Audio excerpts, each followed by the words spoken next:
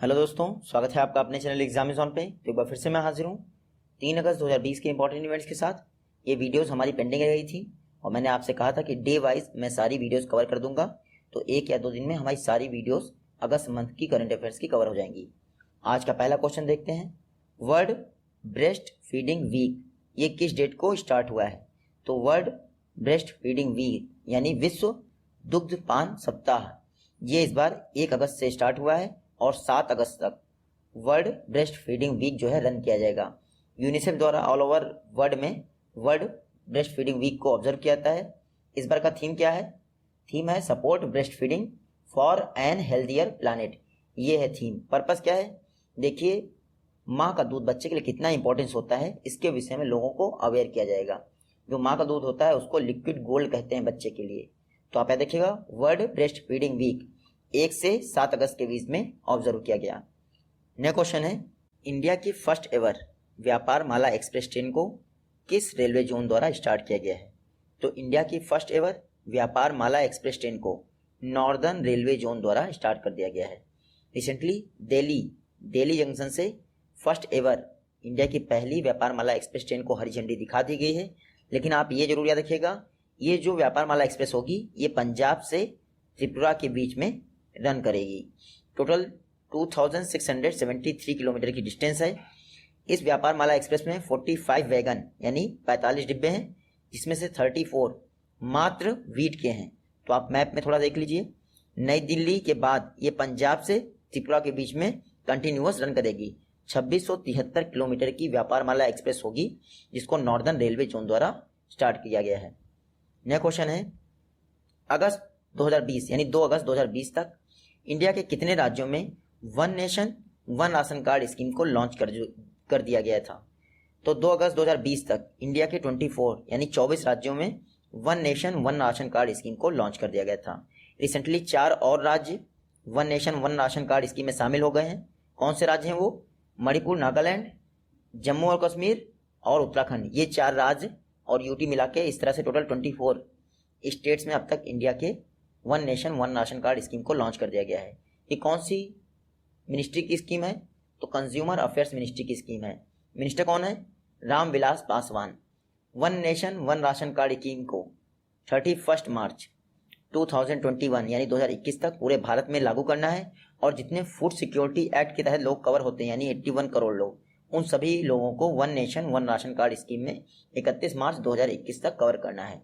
आप सभी को पता है one nation one ration card का मतलब क्या है? एक राज्य का राशन कार्ड, पहले दूसरे राज्य में आपको राशन नहीं मिलता था, सब्सिडाइज प्राइस पे आपको राशन कभी नहीं मिलता था। अब एक ration card all over India में वैलिड होगा, सिर्फ आधार की जरूरत पड़ेगी, बाकी आपको राशन मिल जाएगा। तो ये मिनिस्ट्री ऑफ कंज्यूमर अफेयर्स के तहत रन किया जा रहा है। मिनिस्टर कौन है? रामविलास पासवान। नेक्स्ट क्वेश्चन है, बांग्लादेश में एनर्जी प्रोजेक्ट के लिए किस इंडियन बैंक ने एडीबी एशियन डेवलपमेंट बैंक के साथ $200 मिलियन की डील की है? तो recently Reliance industries limited RIL ने बांग्लादेश में अपने एनर्जी प्रोजेक्ट के लिए एडीबी एशियन डेवलपमेंट बैंक के साथ $200 मिलियन की डील की है। देखिए, जो हमारा रिलायंस इंडस्ट्रीज लिमिटेड है ये बांग्लादेश में एक LNG plant, liquefied natural gas का प्लांट जो है ओपन कर रहा है और इस प्लांट की कैपेसिटी है 718 मेगावाट। इसी के लिए रिलायंस इंडस्ट्रीज लिमिटेड ने एशियन डेवलपमेंट बैंक के साथ $200 मिलियन की पार्टनरशिप की है। तो आप याद रखिएगा, रिलायंस इंडस्ट्रीज लिमिटेड, मुकेश अंबानी इसके चेयरपर्सन हैं। नेक्स्ट क्वेश्चन है, AIIB Asian Infrastructure Investment bank, इसके प्रेसिडेंट रीअपॉइंट कौन हुए हैं? रिसेंटली जिन ली क्वान को वापस AIIB का नया प्रेसिडेंट बना दिया गया है। जब से AIIB बना है तब से जिन ली क्वान इसके प्रेसिडेंट थे, अब वापस Jin Liqun Asian Infrastructure Investment Bank के प्रेसिडेंट बन गए हैं। जो एशियन इंफ्रास्ट्रक्चर इन्वेस्टमेंट बैंक है ये चाइना की मेजोरिटी वाला एक बैंक है, हेडक्वार्टर इसका बीजिंग में है। देखिए, जो एशियन इंफ्रास्ट्रक्चर इन्वेस्टमेंट बैंक है, रिसेंटली इसके बोर्ड ऑफ गवर्नर्स की 5th एनुअल मीटिंग हुई थी। उसी दौरान ये डिसाइड किया गया कि जो वर्तमान प्रेसिडेंट यानी जिन ली क्वान हैं उनको अब अगले 5 वर्ष के लिए दोबारा एशियन इंफ्रास्ट्रक्चर इन्वेस्टमेंट बैंक का प्रेसिडेंट बना दिया जाए। नेक्स्ट क्वेश्चन है, नीति आयोग का जो डेल्टा रैंकिंग है उसमें फरवरी से जून 2020 के लिए किस सिटी द्वारा टॉप किया गया है? तो आप सभी को पता है नीति आयोग द्वारा डेल्टा रैंकिंग जारी की जाती है जितने भी एस्पायरेशनल डिस्ट्रिक्ट हैं उनके लिए। 117 एस्पायरेशनल डिस्ट्रिक्ट हैं नीति आयोग के द्वारा इनको मान्यता दी गई है। उनके लिए क्वार्टरली बेसिस पर और ईयरली बेसिस पर डेल्टा रैंकिंग जारी की जाती है। इस बार का जो लास्ट क्वार्टर था यानी फरवरी टू जून क्योंकि लॉकडाउन चल रहा था तो फरवरी टू जून रैंकिंग जारी की नीति आयोग द्वारा। उसमें बीजापुर, छत्तीसगढ़ के बीजापुर ने फरवरी से जून के बीच में जो नीति आयोग की डेल्टा रैंकिंग है उसको टॉप किया है। सेकंड कौन है? तो राय भोई, मेघालय का राय भोई नीति आयोग की डेल्टा रैंकिंग में सेकंड प्लेस पे है फरवरी टू जून क्वार्टर के लिए, आप इतना जरूर याद रखिएगा। और थर्ड प्लेस पे है यूपी का बहराइच। देखिए aspirational district programme NITI Aayog द्वारा लॉन्च किया गया था जिसमें 117 जो इंडिया के सबसे पिछड़े हुए डिस्ट्रिक्ट हैं उनकी रैंकिंग की जाती है। उन्हीं डिस्ट्रिक्ट्स के लिए नीति आयोग द्वारा ये डेल्टा रैंकिंग लॉन्च की गई थी। इस बार की जो डेल्टा रैंकिंग फरवरी से जून 2020 के लिए लॉन्च की गई है, टोटल उसमें 112 कितने 112 डिस्ट्रिक्ट को कैलकुलेट किया गया है। कितने पैरामीटर्स पर? 6 पैरामीटर्स पर। और उनकी ग्रोथ देखी गई है सस्टेनेबल डेवलपमेंट गोल के लिए कि वो कैसे एसडीजी के लिए ग्रोथ कर रहे हैं। तो 6 पैरामीटर पर 112 डिस्ट्रिक्ट्स के लिए नीति आयोग द्वारा डेल्टा रैंकिंग जारी की गई है फरवरी टू जून क्वार्टर के लिए। नया क्वेश्चन है, केतन पटेल को किस कंपनी द्वारा नया एमडी अपॉइंट किया गया है? तो केतन पटेल को HP हैवलेट एंड पार्कर, ये अमेरिकन एक आईटी फर्म है, इसने इंडिया में केतन पटेल को नया एमडी अपॉइंट कर दिया है। ये है केतन पटेल, इनको HP द्वारा अपॉइंट किया गया है। इंडिया में HP के बिजनेस को यही अब लीड करेंगे। केतन पटेल ने किसको रिप्लेस किया है? तो विनय अवस्थी को रिप्लेस कर दिया है। अभी तक विनय अवस्थी इंडिया में HP का बिजनेस देख रहे थे, अब केतन पटेल इंडिया में HP का बिजनेस देखेंगे और HP यानी हैवलेट एंड पार्कर के नए मैनेजिंग डायरेक्टर नियुक्त हो गए हैं इंडिया में केतन पटेल जी। नया क्वेश्चन है, वर्ल्ड की most valuable public traded company कौन बन गई है? तो जो शेयर मार्केट में लिस्टेड होती है उसको कहते हैं पब्लिक लिस्टेड कंपनी। तो वर्ल्ड की most valuable public traded company बन गई है एप्पल। एप्पल एक अमेरिकन टेक्नोलॉजी फर्म है, वर्ल्ड की most traded public valuable company बन गई है। इसकी मार्केट कैपिटल जो है वर्ल्ड में अब हाईएस्ट हो गई है। सऊदी अरामको और इनमें टक्कर चलती रहती है, कभी वो आगे निकल जाते हैं कभी वो। हालांकि मोस्ट वैल्यूएबल अगर बात करें यानी ट्रस्ट की वर्दी, तो आप सभी को पता है एप्पल अमेरिका की फर्म है तो लोग इस पर ट्रस्ट भी ज़्यादा करते हैं। तो वर्ल्ड की most valuable public traded company बन गई है एप्पल। आप इतना याद रखिएगा। एप्पल के CEO कौन है? Tim Cook. नया क्वेश्चन है, यूनिसेफ की रिपोर्ट के अनुसार विश्व के कितने बच्चों में एक्स्ट्रा लेड कंटेंट पाया गया है उनके ब्लड में? तो रिसेंटली यूनिसेफ ने एक पहली बार ऐसी रिपोर्ट जारी की थी जिसमें जो बच्चे हैं उनमें जो ब्लड में लेड कंटेंट है यानी कांच की मात्रा है उसका एनालिसिस किया गया। देखिए WHO द्वारा कहा गया है कि ब्लड में जो लेड कंटेंट है वो 5 माइक्रोग्राम पर डेसीलीटर से ऊपर नहीं होना चाहिए। रिसेंटली यूनिसेफ ने एक रिपोर्ट जारी की, उसमें कहा गया है कि वर्ल्ड के 800 मिलियन यानी 800 मिलियन बच्चों में जो लेड की मात्रा है ब्लड में वो 5 माइक्रोग्राम पर डेसीलीटर से ऊपर है। इसका मतलब क्या हुआ कि वर्ल्ड के 1/3 बच्चे 3 में से 1 बच्चे यानी कि 33% बच्चों में लेड की मात्रा जो पैरामीटर है उससे ज़्यादा है। तो आप देखिएगा UNICEF United Nations children fund इन्होंने एक नई अपनी तरह की पहली रिपोर्ट जारी की थी जिसमें लेड का एनालिसिस किया है बच्चों के ब्लड में। कहा गया है कि वर्ल्ड के 3 में से 1 बच्चे में जो लेड की मात्रा है ब्लड में वो बहुत ज़्यादा है, जो WHO का पैरामीटर है उससे ज़्यादा।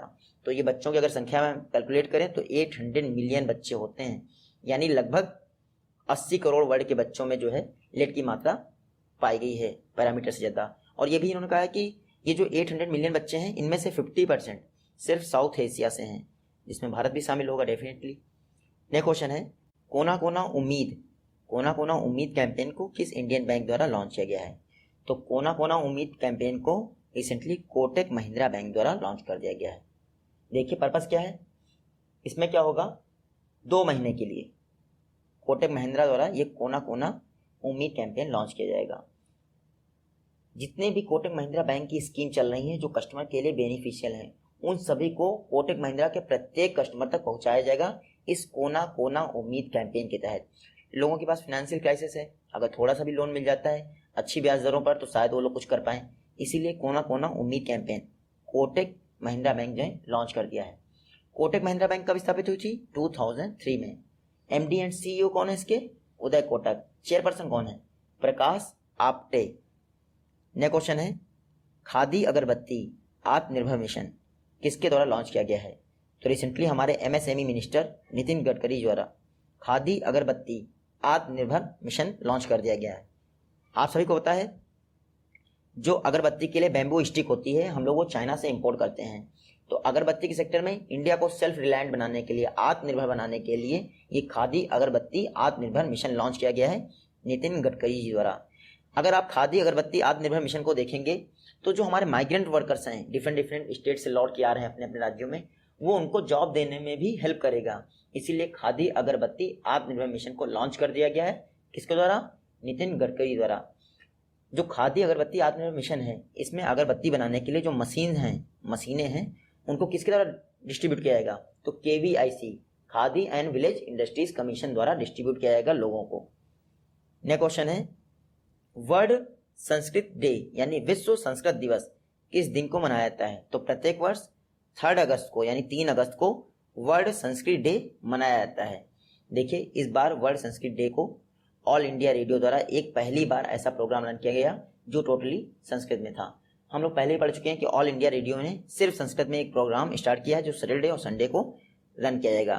तो वर्ल्ड संस्कृत डे 3 अगस्त को प्रत्येक वर्ष मनाया जाता है, आप लोग ये जरूर याद रखें। नेक्स्ट क्वेश्चन है, रिसेंटली 37 एक्टिव वॉल्केनोस पाए गए हैं हमारे सोलर सिस्टम के किस प्लानिट पर? तो रिसेंटली वीनस पर यानी शुक्र ग्रह पर 37 एक्टिव वॉल्केनोस पाए गए हैं। अभी चर्चा में क्यों है? क्योंकि जो हमारा सोलर सिस्टम है जिसमें 8 ग्रह हैं, बुध शुक्र पृथ्वी मंगल बृहस्पति शनि अरुण वरुण यम, ये 8 ग्रह हैं। इसी क्रम में है सन से अगर डिस्टेंस देखी जाए। अभी तक माना गया था जो हमारा वीनस यानी सेकेंड डिस्टेंट प्लानेट है सूर्य से वो इनएक्टिव है मोस्टली, लेकिन अब उस पर 37 एक्टिव वॉल्केनो पाए गए हैं। इसका मतलब क्या हुआ? टेक्टोनिक एक्टिविटीज उसमें हो रही हैं यानी वो भी एक्टिव है। तो वीनस आप याद रखिएगा हमारे सोलर सिस्टम का सबसे गर्म ग्रह है। अच्छा, गर्म ग्रह तो बुध होना चाहिए क्योंकि सबसे पास है, लेकिन वीनस क्यों है? वीनस इसलिए है क्योंकि हमारी जो ग्लोबल वार्मिंग मेन रीजन है वीनस के गर्म होने का। सिर्फ आप इतना याद रखिए, यानी कि जो टेम्परेचर आ जाता है अंदर वो बाहर नहीं जाने पाता, इसलिए। तो सोलर सिस्टम का सबसे गर्म ग्रह है वीनस। रिसेंटली उस पर 37 एक्टिव वॉल्केनोस पाए गए हैं पहली बार। नेक्स्ट क्वेश्चन है, भारत एयर फाइबर्स लिमिटेड ये इंडिया के किस स्टेट में इनॉग्रेट की गई है? तो Bharat air fibre limited service को महाराष्ट्र के अकोला डिस्ट्रिक्ट में इनॉग्रेट किया गया है। जो महाराष्ट्र गवर्नमेंट के IT मिनिस्टर हैं उनके द्वारा अकोला डिस्ट्रिक्ट में महाराष्ट्र के भारत एयर फाइबर सर्विस को लॉन्च कर दिया गया है। इसके तहत जितने लोग भी अकोला डिस्ट्रिक्ट में रह रहे हैं उनको वायरलेस इंटरनेट कनेक्शन प्रोवाइड किए जाएंगे। इससे इंटरनेट कनेक्टिविटी बेहतर होगी अकोला डिस्ट्रिक्ट में महाराष्ट्र के। इसको अच्छा जो भारत एयर फाइबर सर्विस है इसको किसके द्वारा इंप्लीमेंट किया जा रहा है प्रोजेक्ट को? तो BSNL भारत संचार निगम लिमिटेड द्वारा प्रोजेक्ट इंप्लीमेंट किया जा रहा है Bharat air fibre service project को। बात करते हैं महाराष्ट्र की, क्योंकि अकोला डिस्ट्रिक्ट है। महाराष्ट्र के CM कौन है? उद्धव ठाकरे जी। जो गवर्नर है महाराष्ट्र के भगत सिंह कोश्यारी, उनको गोवा के गवर्नर का भी एडिशनल कार्यभार दिया गया है। नेक्स्ट क्वेश्चन है, किस कंट्री द्वारा 5 मॉडर्न फूड स्टोरेज सिस्टम स्थापित करने की घोषणा की गई है? रिसेंटली बांग्लादेश ने अनाउंस किया है कि वो 5 आधुनिक फूड स्टोरेज सिस्टम स्थापित करेगी। अब ये चर्चा में क्यों है? क्योंकि ये जो फूड स्टोरेज सिस्टम स्थापित किए जा रहे हैं ये जो है वर्ल्ड बैंक की मदद से स्थापित किया जा रहे हैं और हमारे पड़ोस में है, इसलिए हमारे लिए इंपॉर्टेंट है।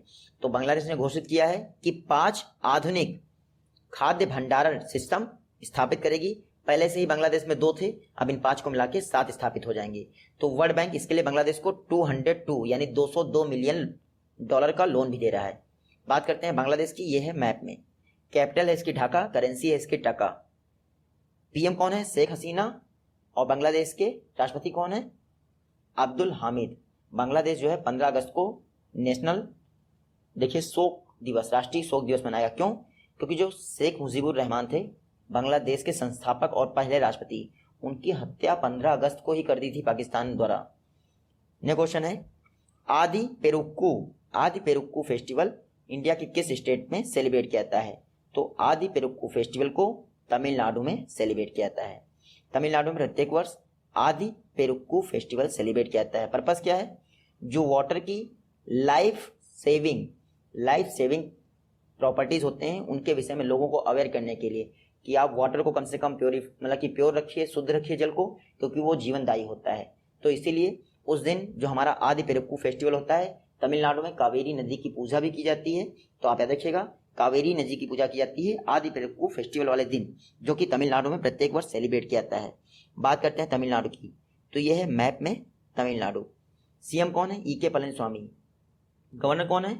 बनवारी लाल पुरोहित। और इंडिया की फर्स्ट न्यूट्रिनो ऑब्जर्वेटरी तमिलनाडु के थेनी डिस्ट्रिक्ट में बन रही है। तो आप याद रखिएगा।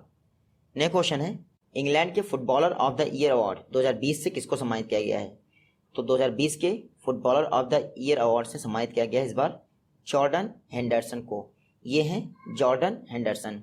रिसेंटली इंग्लैंड में लिवरपूल फुटबॉल प्रीमियर लीग हुई थी, उस दौरान जॉर्डन हेंडरसन ने बहुत बेहतरीन प्रदर्शन किया, इसीलिए 2020 के footballer of the year award England के, आप याद रखिएगा, इंग्लैंड के footballer of the year award से सम्मानित किया गया है जॉर्डन हेंडरसन को। ये इंग्लैंड के फुटबॉलर हैं, आप ये भी याद रखिएगा।